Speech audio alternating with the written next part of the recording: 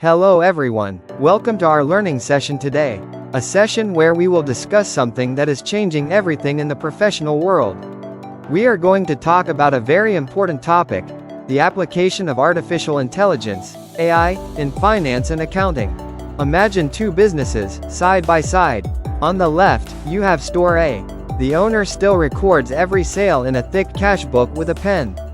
If he makes a mistake, he has to use correction fluid, and at the end of the month, he's completely overwhelmed just trying to calculate his profit and loss.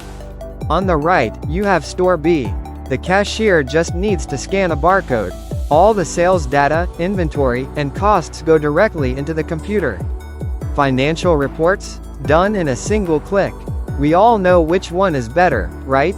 Yes, Store B is far faster, more accurate, and its data is easy to process.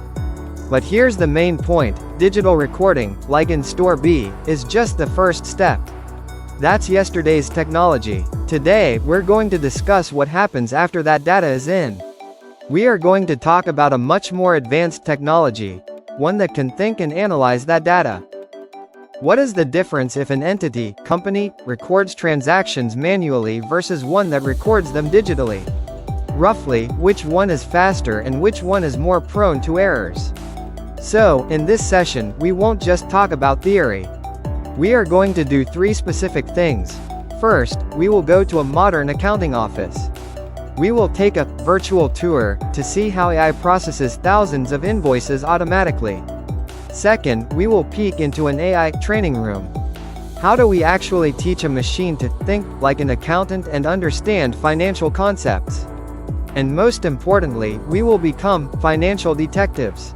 We will dissect a real case of how AI can hunt down and eradicate fraud that might be missed by the human eye.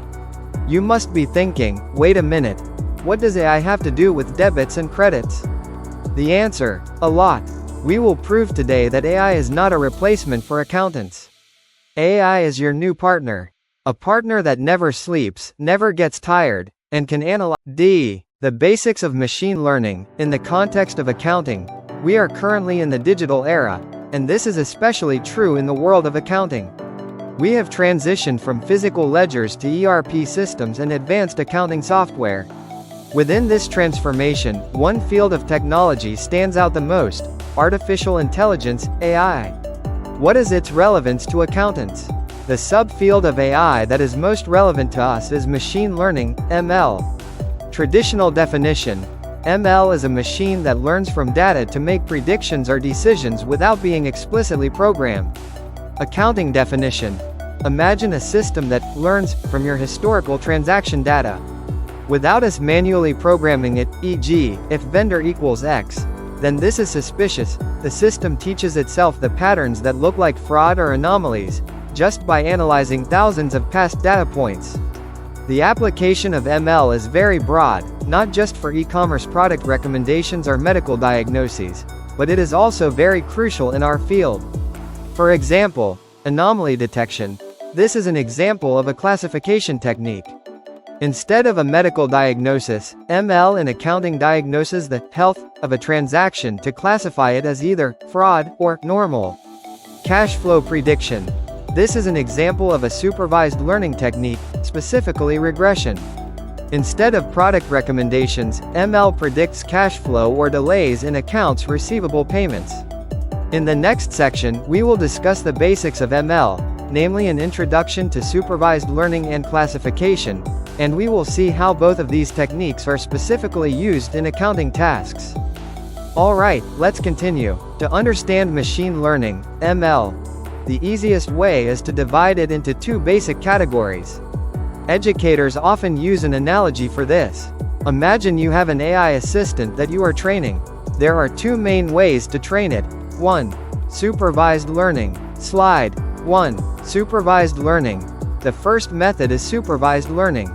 Definition: this is an ML technique where we train a model using data that already has labels or known outputs. Simply put, we give the AI an answer key beforehand and ask it to learn the patterns. For students, analogy: imagine you are the educator, teacher, and the AI is the student. You give the AI problems and their answers, then ask it to learn how to get those answers.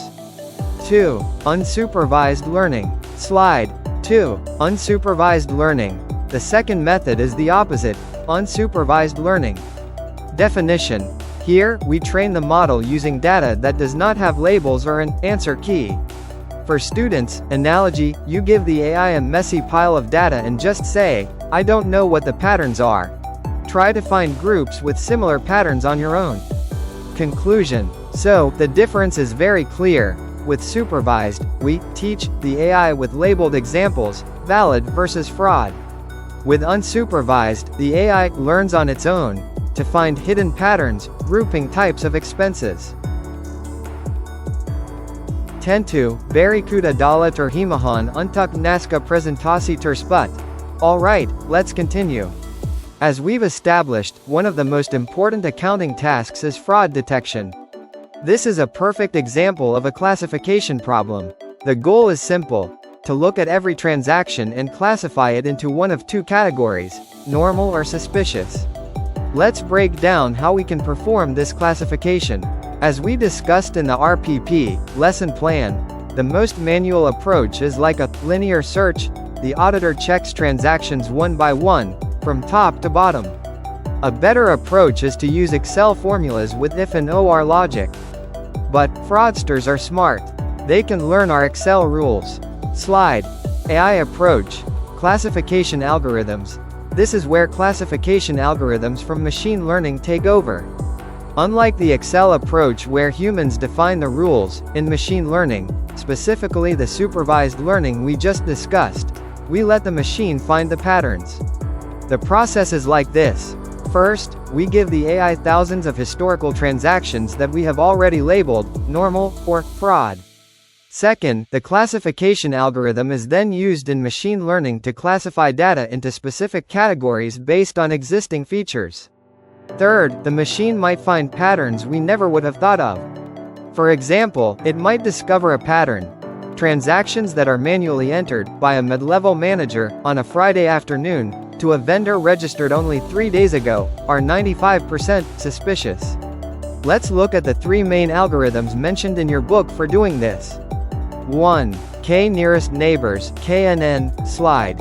Algorithm 1. K nearest neighbors, KNN. The first algorithm is K nearest neighbors, KNN. Definition. This is a simple and effective classification algorithm. How it works? It works exactly as its definition states, finding the K value of the nearest data points, and classifying that data based on the majority category of those K values. Accounting analogy. Imagine this. To decide if a new transaction is suspicious, the AI looks at the 5 feet neighbors, other transactions, that are most similar to it. If 4 out of those 5 neighbors turn out to be fraud, this new transaction will also be classified as fraud, too. Support vector machine, SVM, slide. Algorithm 2. Support vector machine, SVM. The second algorithm is support vector machine, SVM. Definition. SVM works by finding the best hyperplane that can separate the data into 2 different categories. Accounting analogy.